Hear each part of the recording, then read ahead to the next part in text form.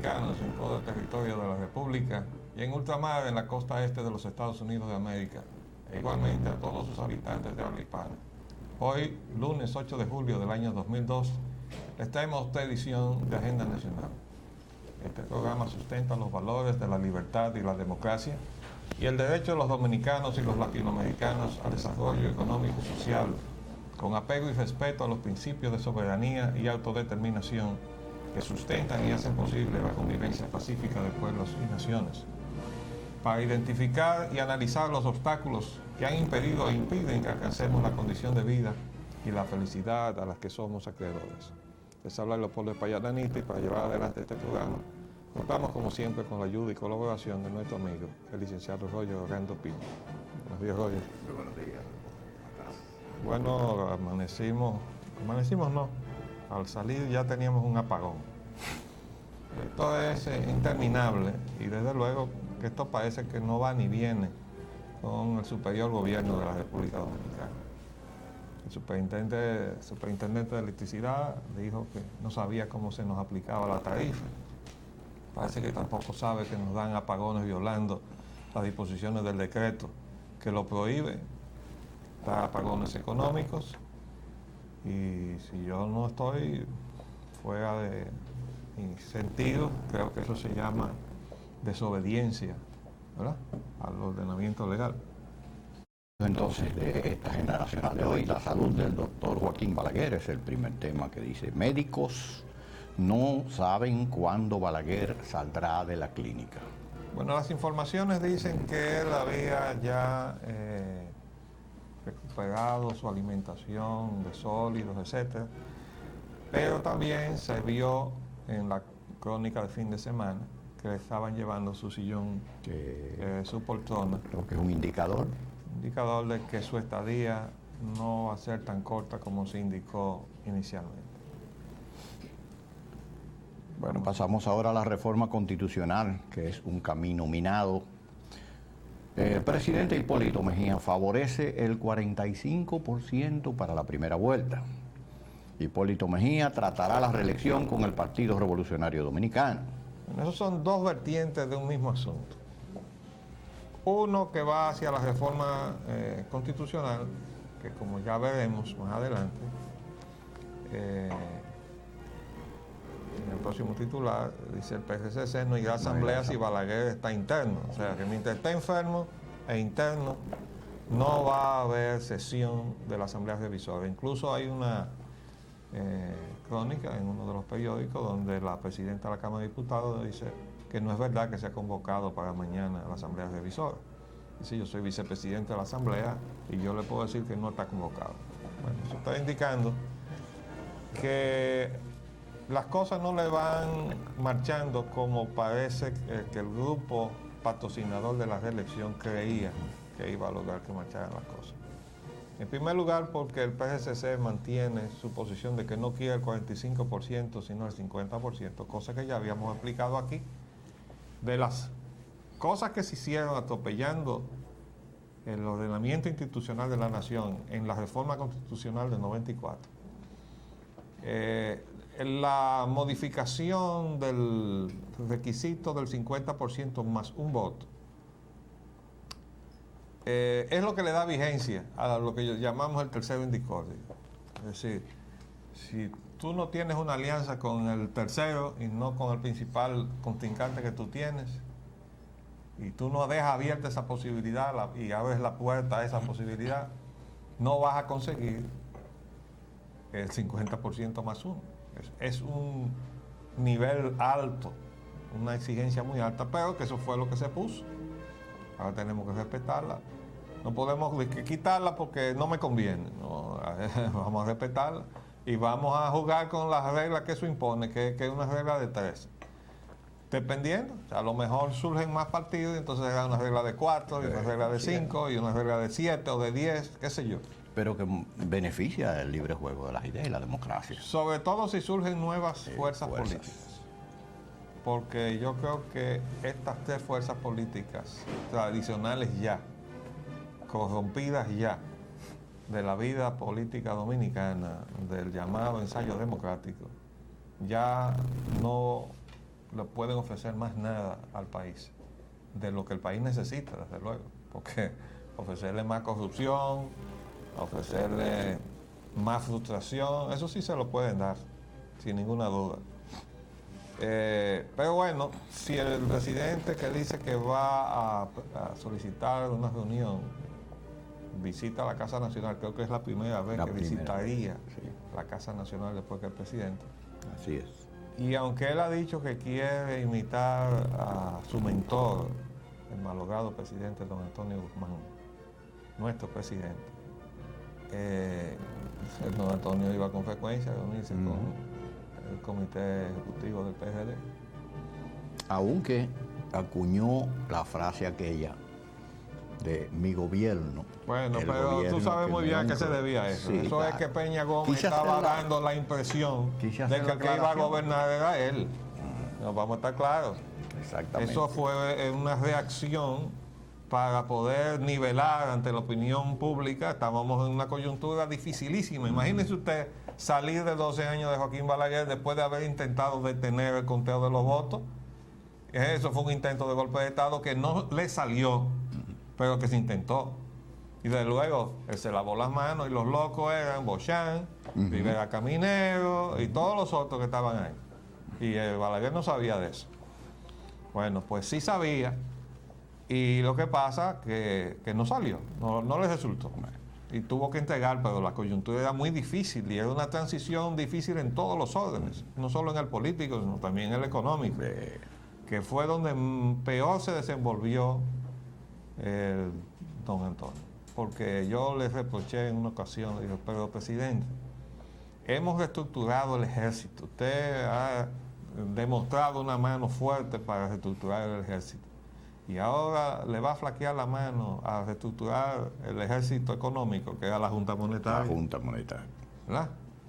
Que estaba enquistado ahí. Ahí era donde comenzó la negociación. No, porque ese grupo comenzó inmediatamente a decir que le parecía que don Antonio lo estaba haciendo muy bien y que quizá lo mejor era que él se repostulara y comenzó a jugar el asuntico de la reelección.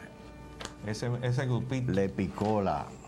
Así es. La Entonces, don Antonio, para poder afianzarse en el poder, en los primeros días difíciles, se enfrentaba con el asunto de que Peña estaba haciendo alarde de que la verdadera fuerza política en la nueva situación iba a ser él. Bueno. Y entonces don Antonio, para poder poner las cosas en su sitio, Le dio un balance. dijo entonces, este es mi gobierno. Sí, decía eso mientras iba al partido frecuentemente. Pero entonces iba al partido balancear. para demostrar que era un hombre del partido.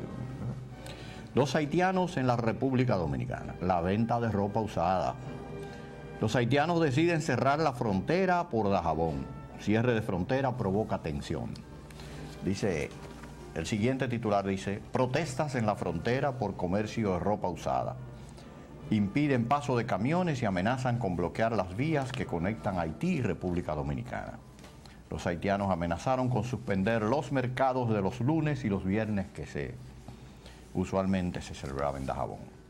Aduanas no revocará la medida a ropa usada. Aduana advierte, se acabó la venta de ropa usada en la República Dominicana. Y los haitianos se quejan y dicen que desacatarán la medida. Es decir, van a traer la ropa como Bueno, oigan esto, en la primera información que es del viernes en la tarde, cierre de la frontera provoca tensión. Hay un cuadrito que dice, una comisión presidida por el sacerdote Regino Martínez Bretón, asesor de la asociación La Nueva Esperanza, que reúne a los vendedores de pacas de ropa, salió hacia Santo Domingo para dialogar sobre la prohibición de venta de estos productos y otros negocios a gran escala por más de 200 millones de pesos anuales. En la medida en que pasan las horas ha aumentado la tensión en el lado haitiano con manifestaciones de protestas y quemas de neumáticos. Bueno, ese curso siguió y culminó entonces con una serie de desórdenes y peleas y todo esto. Aquí está esta fotografía y el periódico Listín ya del sábado, trae esa foto. Protestas en la frontera por comercio de ropa usada, impiden paso de camiones y amenazan con bloquear vías que conectan Haití y República Dominicana. Entonces ahí hubo peleas y todo eso. Pero que se ve en todo esto? Se ve que el perjudicado es el lado haitiano, aunque haya un sector dominicano implicado, como hay en todo. No es muy reducido. Como sucede, por ejemplo, con el tráfico de mano de obra para la industria de la construcción. Eso está establecido aquí. La compañía constructora que necesita mano de obra haitiana tiene los canales a través de los cuales pedir que les traigan tantos más cuantas gente, que hacen un campamento inmediatamente en el sitio donde se va a construir. Y se mudan ahí y viven ahí hasta que se termina. No gastan un centavo en ninguna otra cosa porque ellos se instalan ahí. Bueno, pues así hay mafia de todo, ¿eh?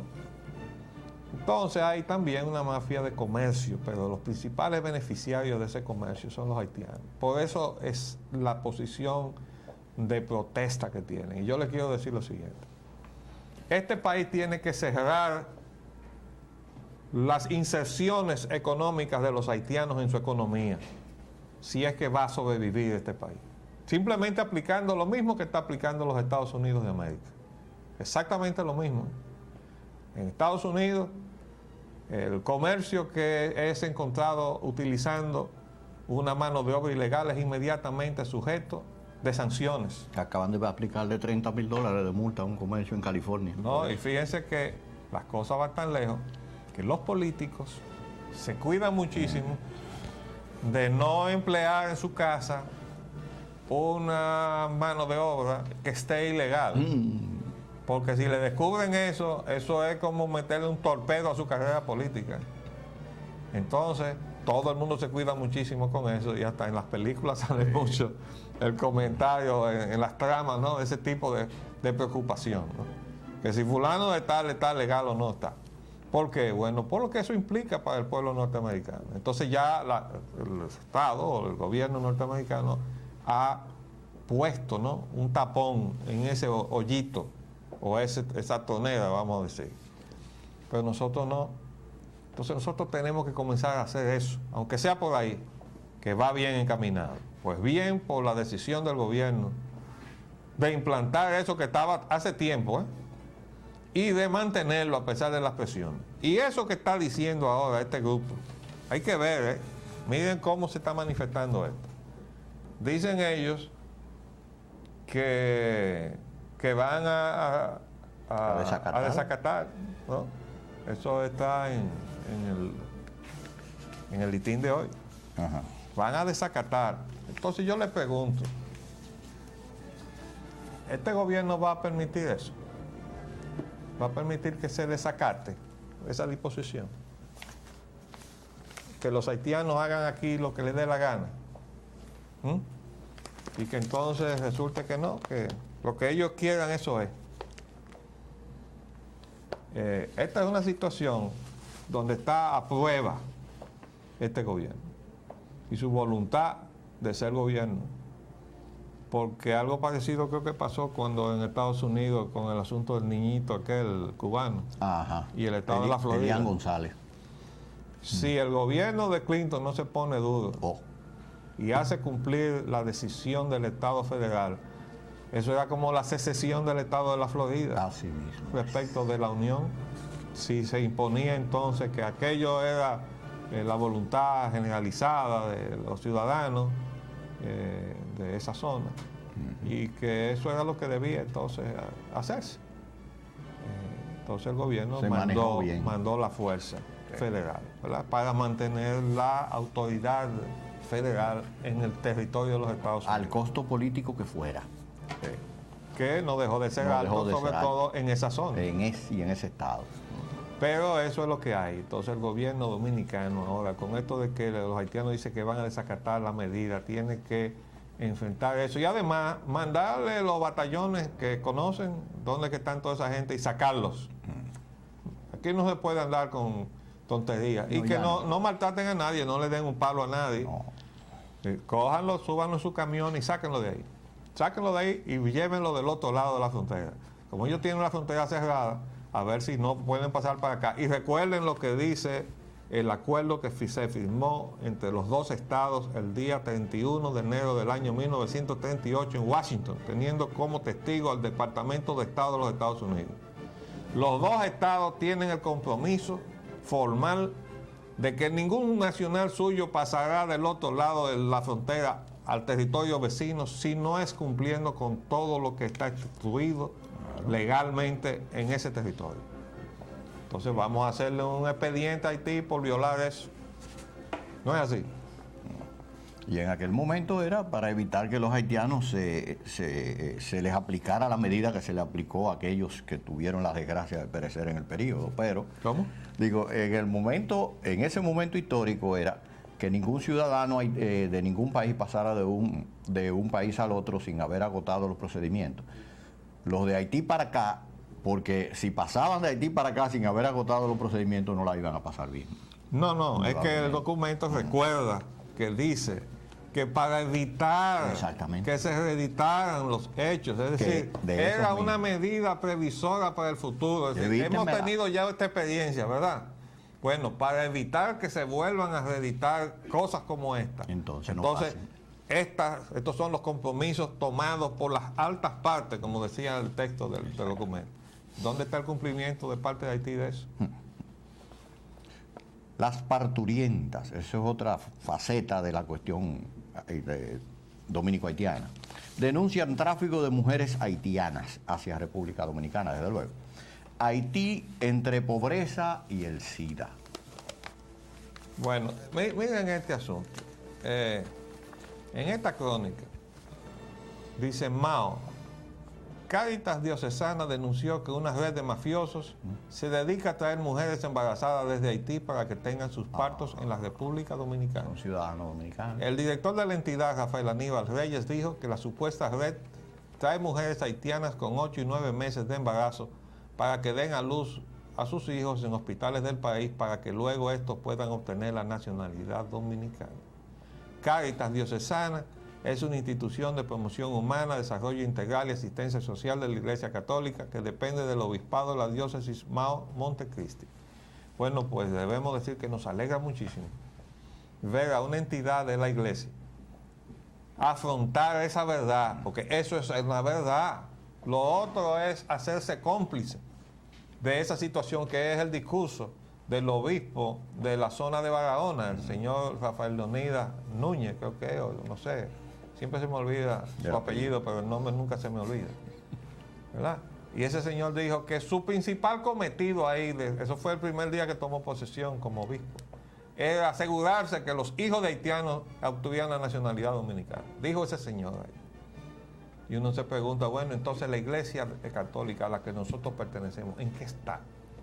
¿Está en preservar la identidad de esta nación o está en destruirla? Porque eso es un atentado a la identidad de esta nación. Entonces, nos place darle la bienvenida a esta acción de la Iglesia. Está esta otra crónica que salió entre la pobreza Nacional. y el SIDA. Esta crónica es muy interesante, ¿verdad? Salió en el suplemento del periódico Nacional. Y el carbón vegetal. Ese carbón que está ahí, de las matas dominicanas. Quemando los árboles dominicanos. Pero este artículo está escrito por, dice, Rodome Chantel. Hay que suponer entonces con ese nombre que se trata de un autor haitiano, o sabe Dios de qué otra nacionalidad, dominicano no es. Entonces hace una crónica estadística de la incidencia del SIDA en Haití. Pero yo quiero decir que el periódico debió haber cubierto este tema, a nuestro juicio, diciendo un título más o menos como República Dominicana entre la pobreza y el SIDA de Haití. Porque lo que está pasando es que nosotros ahora, este pueblo, que tiene tantos problemas, entonces tenemos nosotros que absorber la pobreza de Haití junto con el SIDA que nos traen, porque el segundo país en incidencia del SIDA en la República Dominicana después de Haití, después El segundo país, coincidencia del SIDA en Latinoamérica, después de Haití, es la República Dominicana. Entonces, ¿cómo nos pueden condenar a eso? Para que se laven las manos las grandes potencias que no han ido a hacer lo suyo, ¿sí? No están haciendo muchísimos discursos de solidaridad, porque no van a expresar esa solidaridad con hechos. Vayan a construirle hospitales a Haití, lleven médicos a Haití. La República Dominicana, yo estoy seguro que está ahí en disposición de enviar médicos también, ¿o no? Cuba ya tiene 250 médicos y la República Dominicana también tiene excedentes de médicos. Es decir, podrían muy bien instaurar un plan de asistencia médica a Haití, sobre todo en lo que respecta al SIDA, aplicándole medicamentos genéricos, como está haciendo una política ahora en todo el mundo, que ya están convenciéndose de que el SIDA no se puede combatir a los costos con que las grandes industrias farmacológicas establecen precios para esos fármacos. Entonces, en consecuencia, después de la rebelión de Sudáfrica y de Brasil contra esas industrias, pues ahora probablemente caigan en que Haití también tiene que ser considerado dentro de estas medidas de aplicación de profilaxis contra el SIDA a bajo costo. Así es que a nosotros estamos pagando las consecuencias, arquitecto, de lo que es esas acciones y esa política haitiana. Bueno, vamos a hacer un paréntesis y volvemos después de cumplir compromisos comerciales.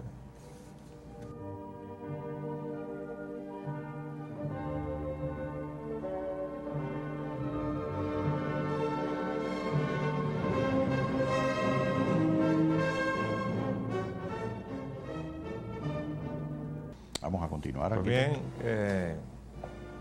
vamos a ver lo que tenemos aquí con... La basura en Santo Domingo, la nueva colonización. Urbacer amenaza con apelar a pacto bilateral. Sugiere al síndico gestionar un préstamo con la banca. Presidente pagará la deuda de la basura. Deudas del gobierno son de 17.500 millones. Son un obstáculo para... No, espérate, ¿qué fue? 500 millones de dólares. No son 17.500 millones, no, 17.500.000. Ah, 17.500.000 dólares. Sí. Son un obstáculo para atraer la inversión francesa.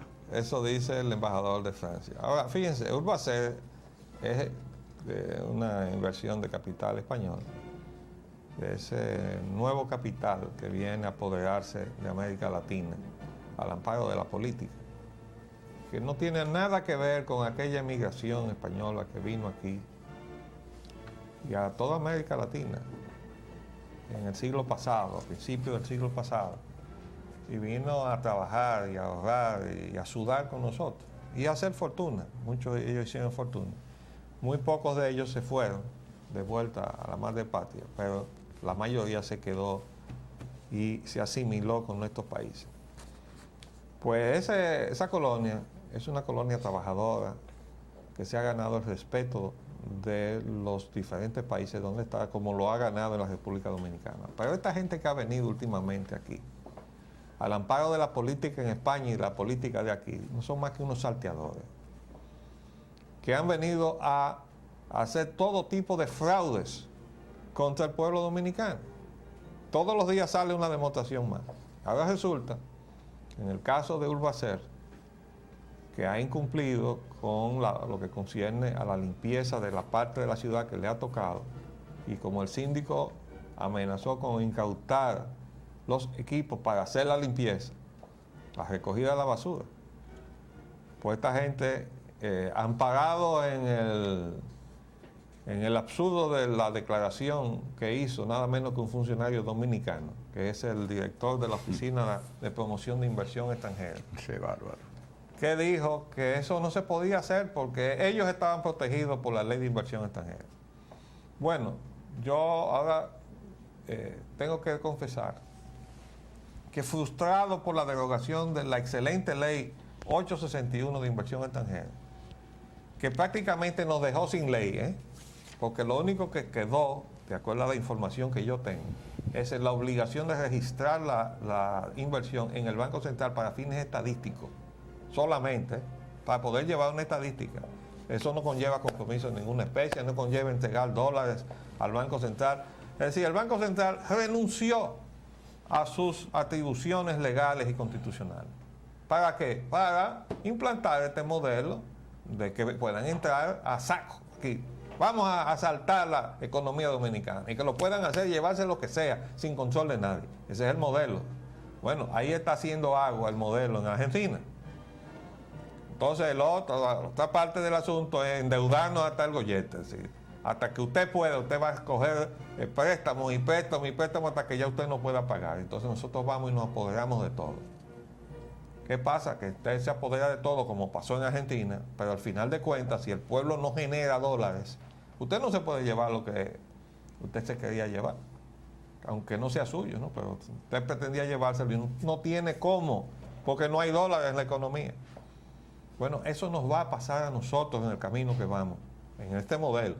Aquí tenemos entonces privatizado hasta la basura.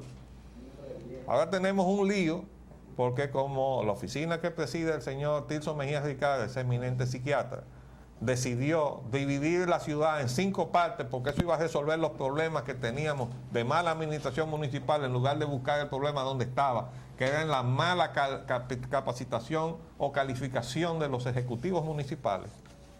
Entonces ahora tenemos el problema de tal manera que algunos no tienen ni solución, como por ejemplo, la jurisdicción del distrito, como quedó, no tiene a dónde disponer la basura, es decir, tiene que salir de su jurisdicción para poder hacer relleno sanitario y salir de la basura, que una cosa es recogerla y otra cosa es disponer de ella, ¿verdad?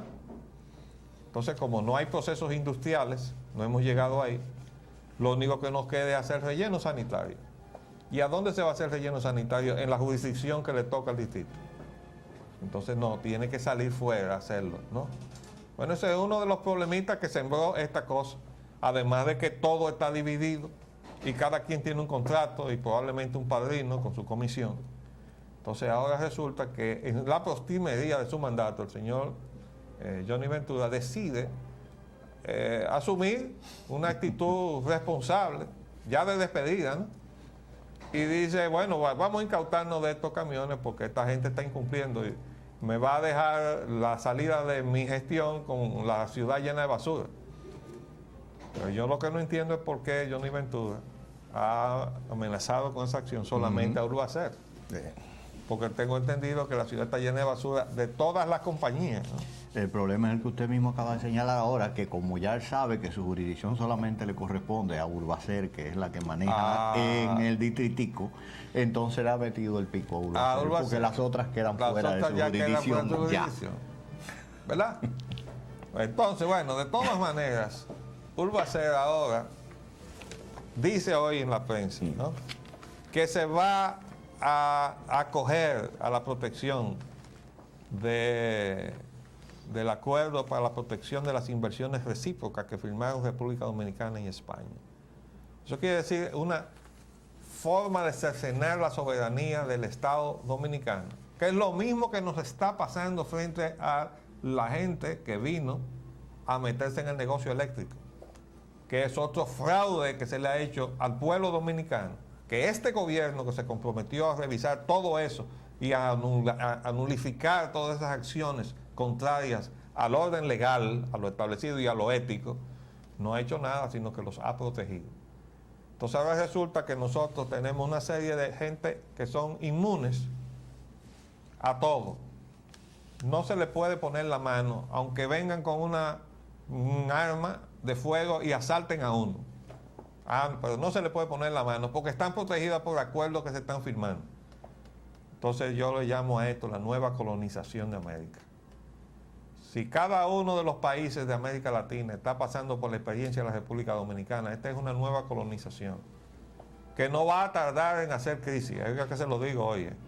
Estamos a 8 de julio del año 2002. No se va a resistir esta situación. De modo que a todos los que están montados en el barquito ese, chupándonos la sangre a nosotros, los pueblos latinoamericanos, que lo piensen 2 veces, porque esto no va a resultar bien.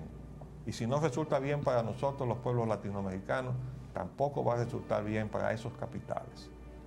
De modo que rechazamos esta absurda posición de irse a coger protección en lesión de la soberanía de los estados en estos acuerdos para proteger a capitales e intereses particulares, porque lo que tiene que predominar es el interés general.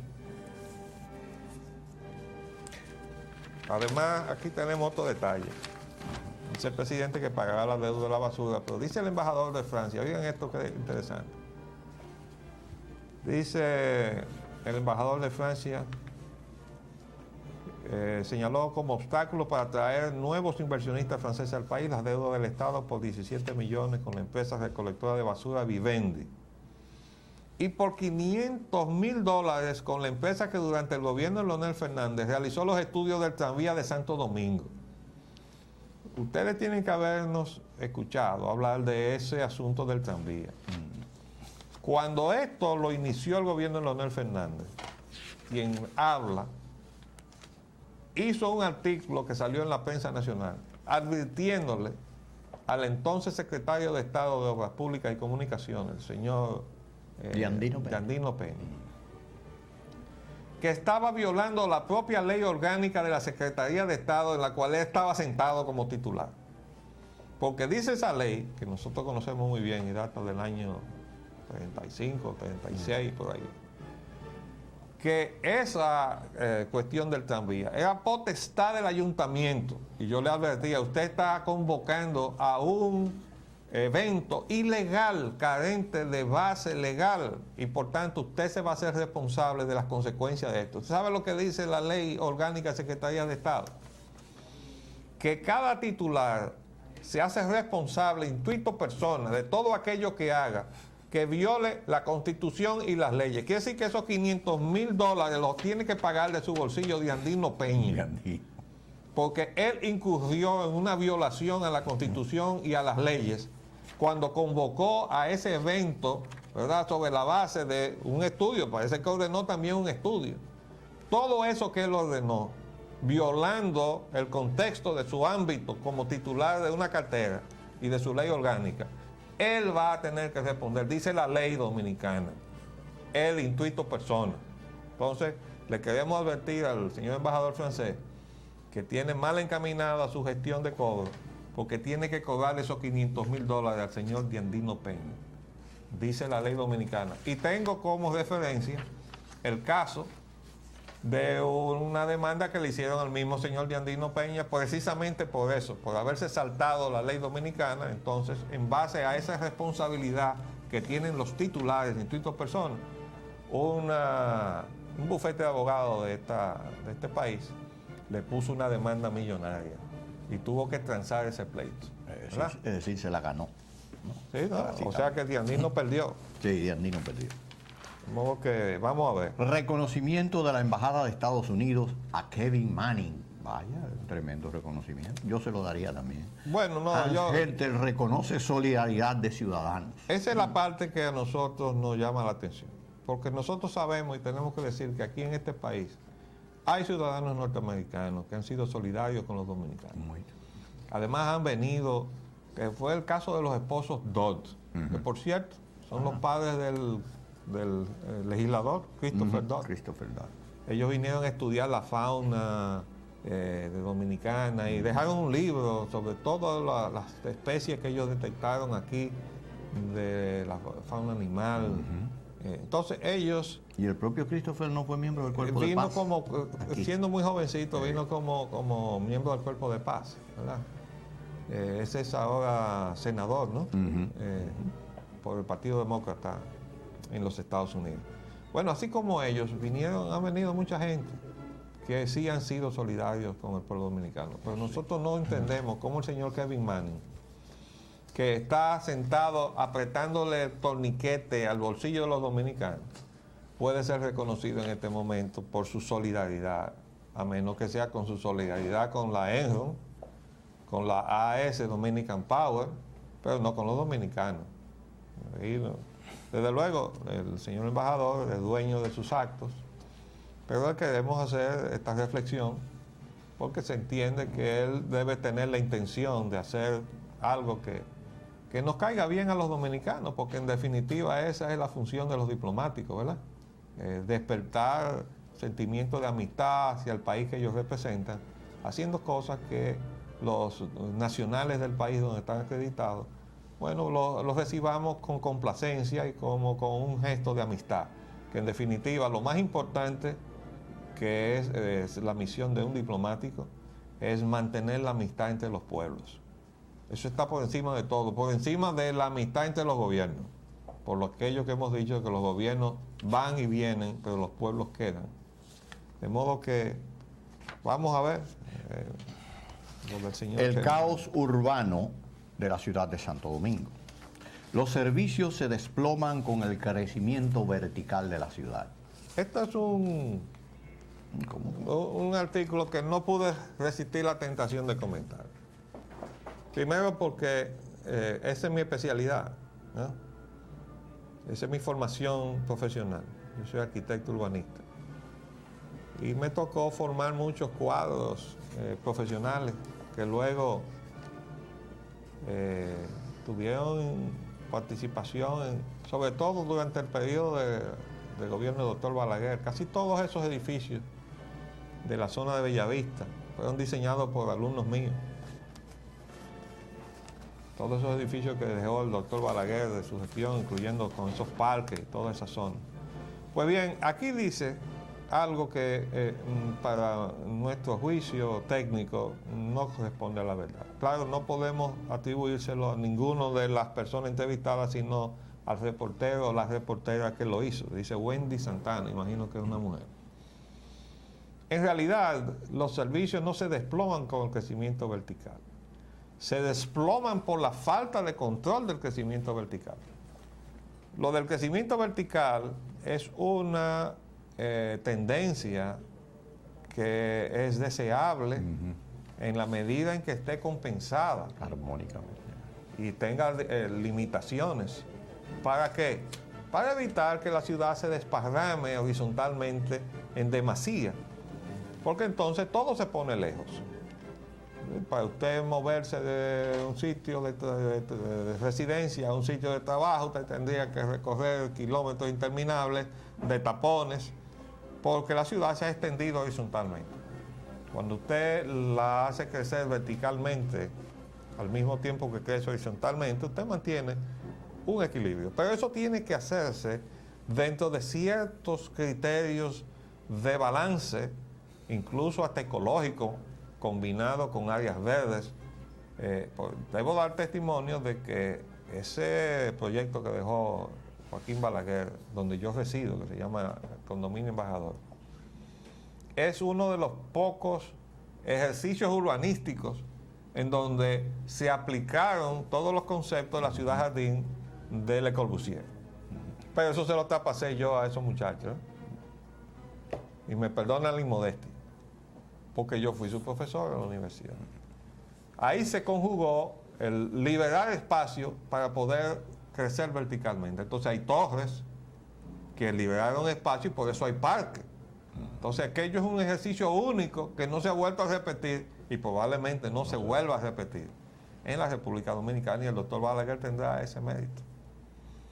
Ahora, lo que está sucediendo en este momento es que están surgiendo edificios por todas partes, además con unas alturas que son totalmente descomunales desde todo punto de vista. Están haciendo torres de 20, 25, 40 pisos. Y eso, en primer lugar, hay poca gente habituada a vivir a esa altura. En primer lugar. En segundo lugar, eso de estar irrumpiendo en cualquier vecindario donde había casas de un piso o de 2 pisos a lo sumo, con una torre, está creando trastorno en la vida de los habitantes de la ciudad. La densidad. ¿Por qué? Porque no hay absolutamente ningún control. Y además, una de las consecuencias de lo que hemos denunciado, que va a ser una de las consecuencias más graves de eso que se hizo, de dividir la ciudad en 5 municipios, incluyendo a Boca Chica.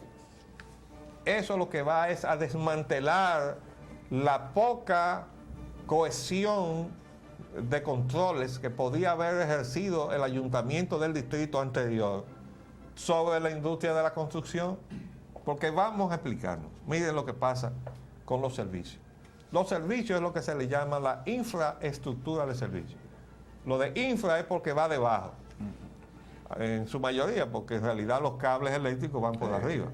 En algunos casos se hacen soterrados. Y el transporte también. ¿Verdad? El transporte también va por arriba. Y en algunos casos también va por debajo. Depende, ¿verdad? Y en otros casos va por la superficie. Va por la superficie. ¿Verdad? Tenemos caos superficial, Y caos soterrado y caos elevado. Sí, tres porque tipos de todo caos. está desordenado, ¿eh? Todo está desordenado. Pero vamos a volver a los servicios. Entonces usted siembra los servicios. Si es agua, está debajo del suelo. Si es agua potable, si es para descargar el agua, o sea, la red sanitaria, que es la que descarga el agua usada, ¿verdad? Esa también es soterrada. El agua que descarga también, el agua lluvia, es decir, la disposición de agua lluvia, también es soterrada.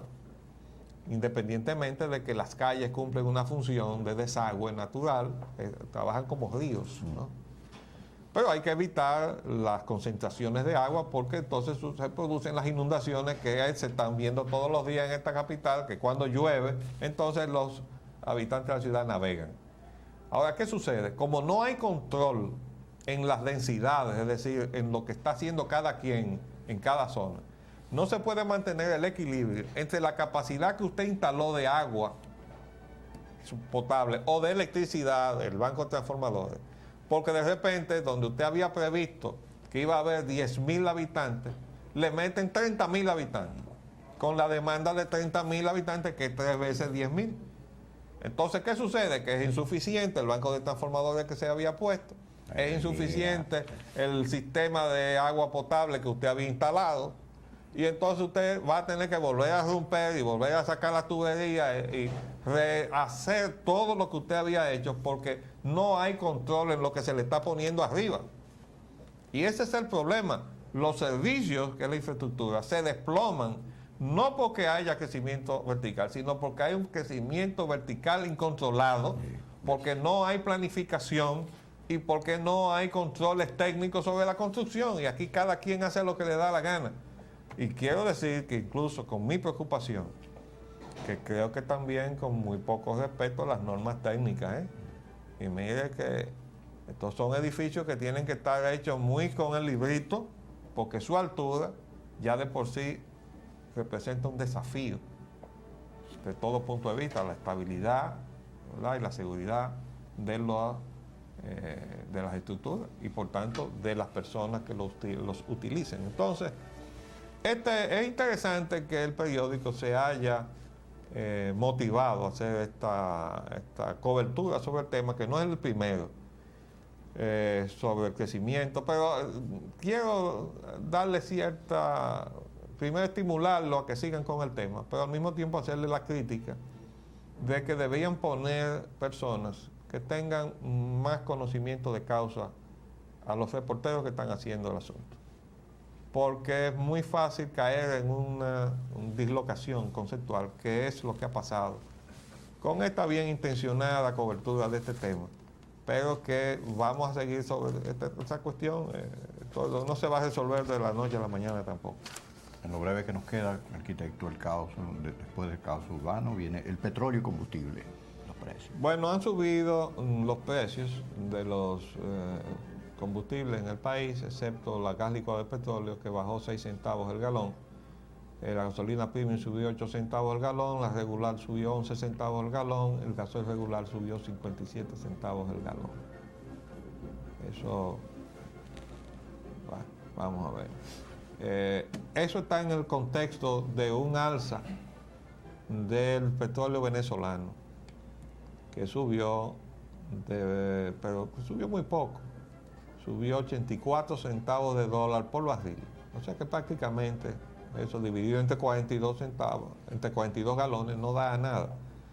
Pero 2 centavos. Seguimos diciendo que no sabemos cómo es que la Secretaría de Industria y Comercio hace estas cosas. Se nos queda para hacer concentrarnos en eso, y lo vamos a hacer en esta semana. Leerles unas reflexiones que nos pidió un amigo oyente y televidente de este programa sobre el consenso de Washington. ¿Qué significa el consenso de Washington? Los 10 puntos que contiene.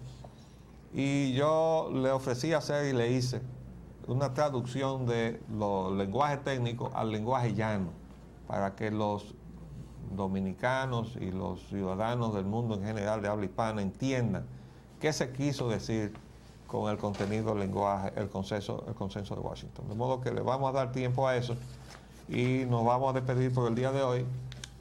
Ya se nos acabó el tiempo, de modo que nos despedimos hasta mañana, si Dios así lo permite. Les hablamos Leopoldo Payananita y Roger Hogan. Hasta luego. Agenda Nacional les llega en vivo de lunes a viernes de 11 de la mañana a 12 meridiano y es grabado y retransmitido de 12 a 1 de la madrugada por esta misma emisora. Se transmite en la costa este de los Estados Unidos de América por el canal 513 de Time Warner en los estados de Nueva York y New Jersey y por el canal de AT&T para los estados de Massachusetts y de Maine y las ciudades de Nueva York, New Jersey y Boston.